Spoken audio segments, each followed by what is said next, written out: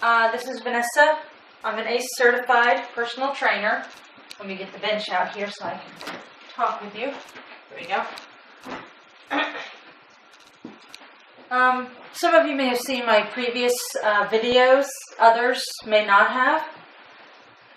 Show you my certifications here. Here's the first one. Yeah, it's a little dark. I don't have light behind me. That's through ISSA, International Sports Science Association. And this is my ACE certification. Let me turn on the light behind me and see how well that works. There we go. Sorry about that. There, that's better. ISSA and ACE. There we go. You're welcome to check out the credentials, my credentials. You'll see them on either issa.edu, I think, and I have a website that I'll be putting a link below in the description of this video and the other videos that I have made. The exercises that I'll be doing, there will be exercises having to do with a pair of gliders, and I'll show you these. They're called super sliders. And I bought these at Walmart. Don't go to the exercise section because if you do, they're going to try to sell you some green discs. They're good for sliding, but they cost like $50 for a pair. These I found where you can buy furniture movers in Walmart. And it was a set of 4, meaning a set of 2 and then an additional set of 2. So you can move the 4 legs of a furniture like a couch or something for $10. So those cost me $10 for a set of the 4 furniture movers. I'll be taking you through one leg lunge with gliders. I'll be taking you through push-ups with the feet stacked. For the beginners, I'll be showing a modification for almost everybody. Deadlifts with weights on the Bosu. I have my dumbbells over there, and I'll be using some of those. Mountain climbers, using this bench here. And what is called a V-sit on the Bosu as well. So the 3 pieces of equipment that I'll be using are these gliders. I'll be using this bench. And I'll be using the Bosu in addition to some dumbbells. And the reason I haven't been on in a while is a few weeks ago, I was moving furniture upstairs in my house, and I injured this area right there of my hip. And so I had to take a full week off from work, lay on the heat pad for like 3 days, and do nothing. It was torture for me to do that because I'm so used to walking around and being mobile all the time. But I am back. I am here. Yay.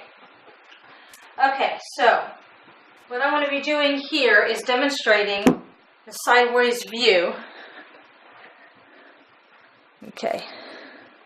There we go. I'm going to get that glider in the picture. I'll be demonstrating to you how to do this exercise with good form. And I have this chair here. Sorry about that. I have this chair here, well, 1, to hold my props on, and 2, if you don't have a bench, like the blue one that I have here, you can use a chair. That's fine. There's no problem with that. None whatsoever. So those that have excessive problems with their knees, and they have difficult time going up the stairs, don't do this with this device. I'll show you an alternative, okay? Alright, so what you're going to do, I'm going to show you a side view, and then I'll turn around and do it another way, okay, from a different angle. So what you're going to do, the foot itself is going to be on the glider. The heel, you don't want it to be on the glider, you want it to be on the ground, on carpet, hardwood floor. And some people like to do it this way, so that they're very insured. That's okay. There's no problem with that. No problem whatsoever. As long as you know that your heel has contact with the floor. And the reason that I do that is when you step on it like this and then you go and lunge back, your toe is no longer on the device and you tend to get stuck back there. And so that's why I have the toe on the glider, and I don't worry about having the heel on the glider too much, because the sliding is going to be going on with the toe. The work is going to be in this standing leg right here. So, what you're going to do, and I'm not going to go down deep. I'm having problems with my knees right now.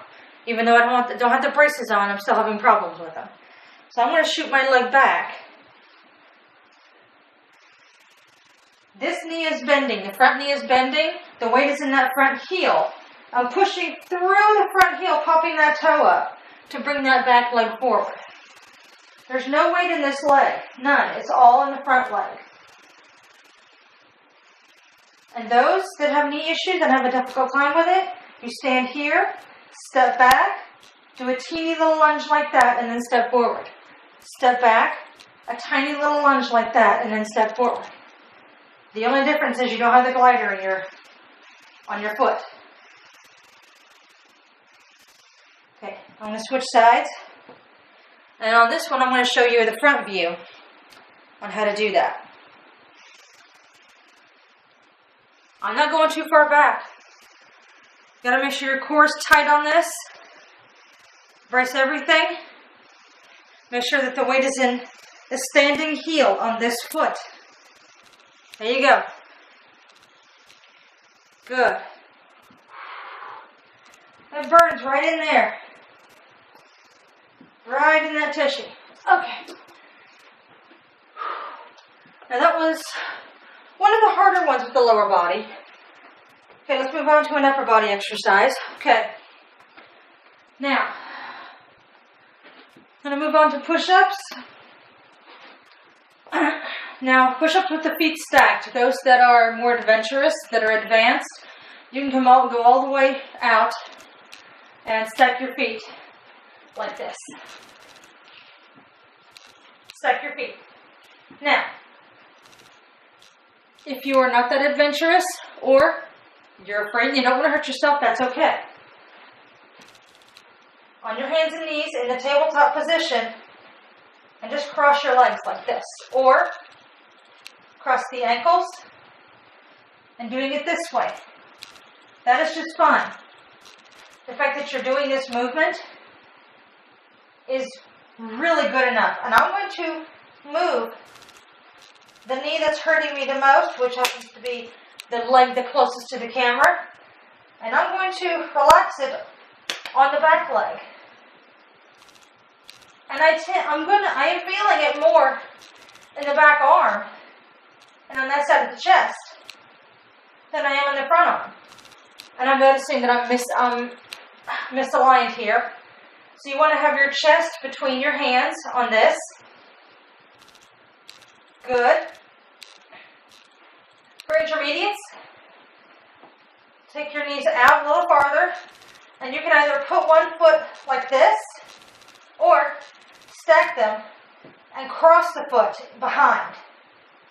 And do it this way. Same form with the upper body.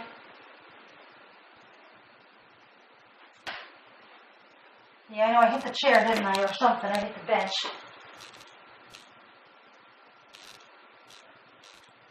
Good. All right.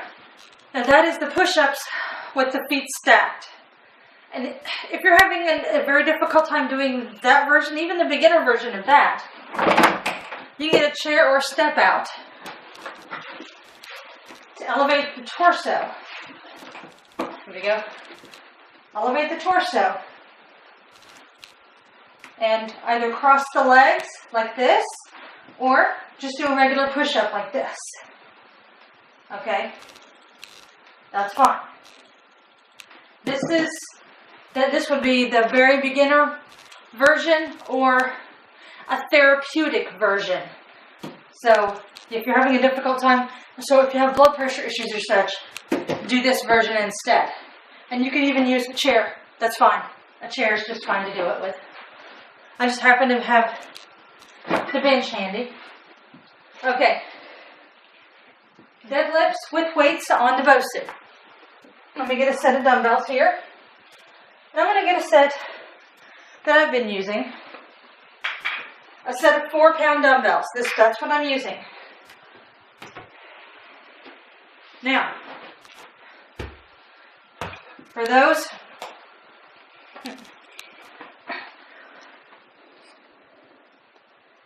there we go, tilt it up slightly. For those that need a balance challenge, you don't have to use weights, okay? You can just do it like this, on the dome side. And there's a little circle in the middle. It's the same color as everything else, but there's a smaller circle that is in the center of this thing. You want your feet on either side of that circle. And so I'm going to turn to the side here to show you the side, the profile, side form of this deadlift before I pick up the weights. Now, since this is a balance challenge, it's going to be a little more difficult for you to just go into the deadlift. First, brace the core. You're going to hinge from your hips, having your palms facing your legs. Legs are straight. Knees are straight but not locked, so you don't want to do this on the bend. Keep them straight, but you don't want to lock them out. I'm feeling a stretch in the back of the leg here. Push through the heels to stand yourself up. One more time. Hinge from the hips, core tight. Keep the knees straight but not locked. Push through the heel. Feeling it back through here. Yes. Now I'm going to pick up the weights and try it that way. I happen to have straps on my weights, okay?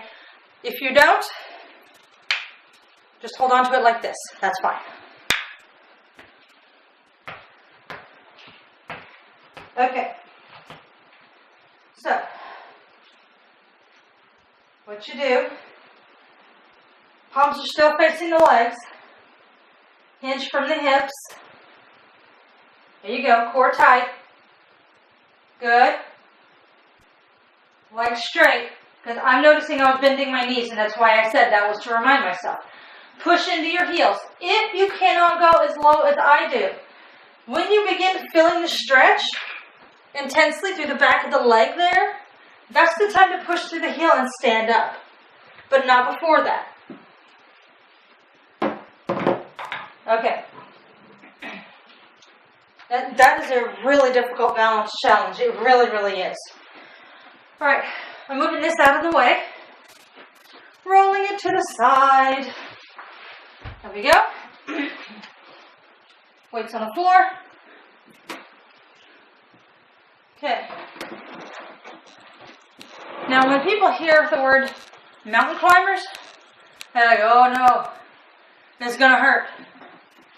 Not the way I do them. Well, not initially, I should say. And actually, I think I'm going to do it facing this way so that I have plenty of room behind me. Okay. I want to make sure that the step is in the line of the camera. Good, and I will be as well. Yay! Okay. Alright, so what we're going to do here, you can use a chair. If the step height is too low, use a chair. That's fine. So what I'm going to do, I'm going to put my hands on the step, gradually work myself down. Yes, that is very, very important to gradually work yourself down.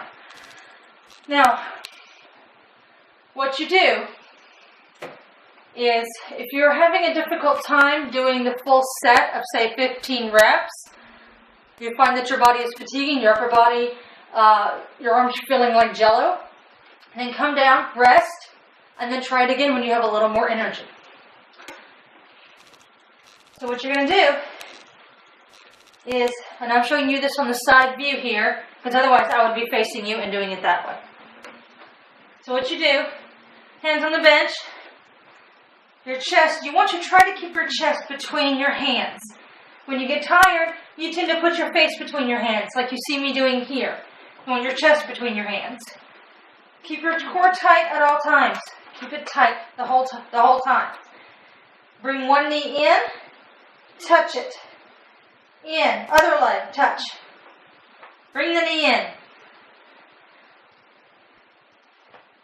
Yes. Now, that is a beginner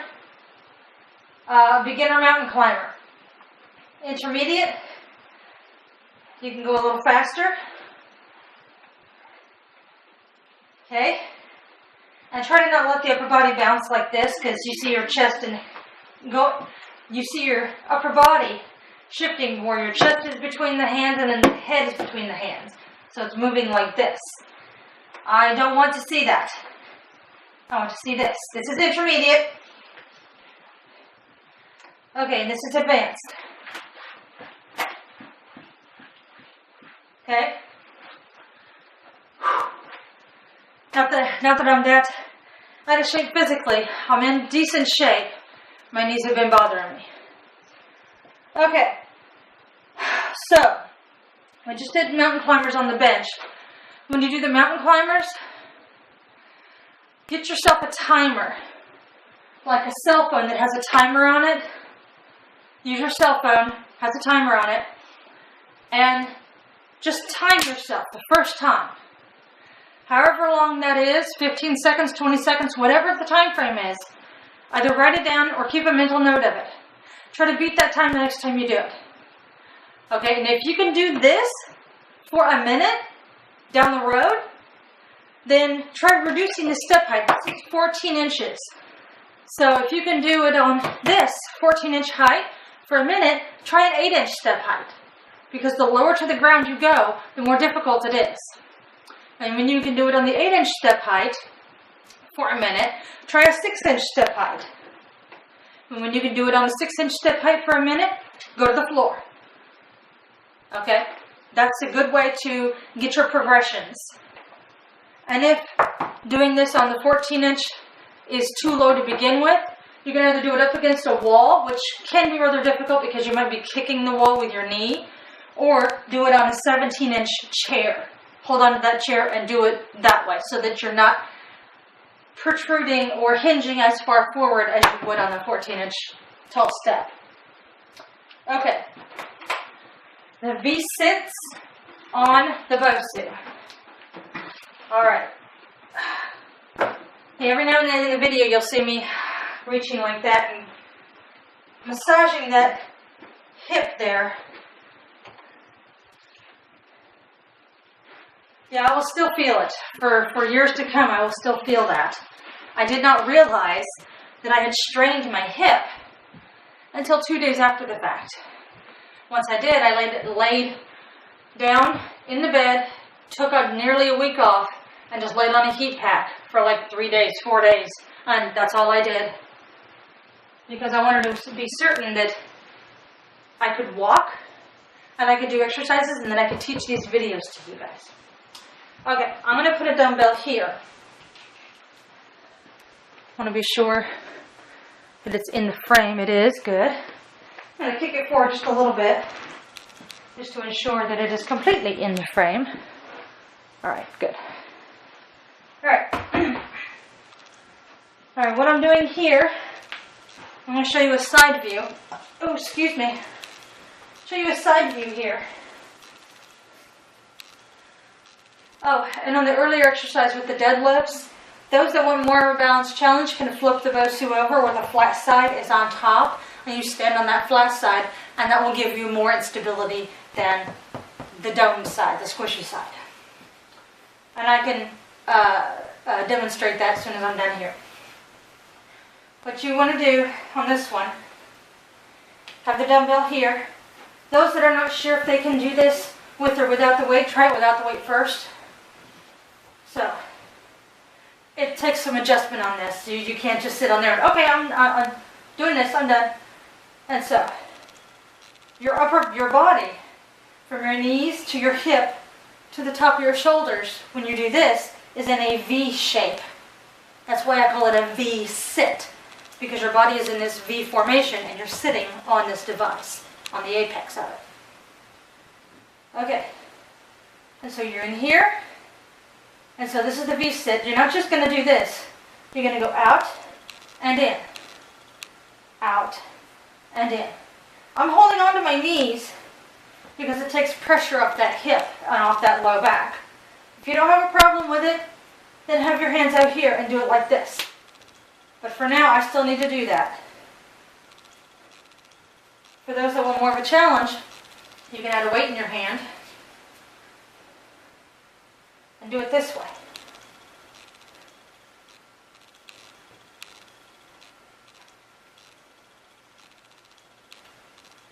And that is your V-sit.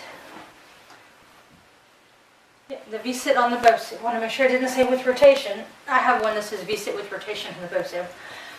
Okay, and now I'm going to show you flipping the Bosu over. Now I'm going to show you with no weight, because the form is going to be the exact same with or without the weight. I want to first be certain that the device is still in the frame here. Good, it is.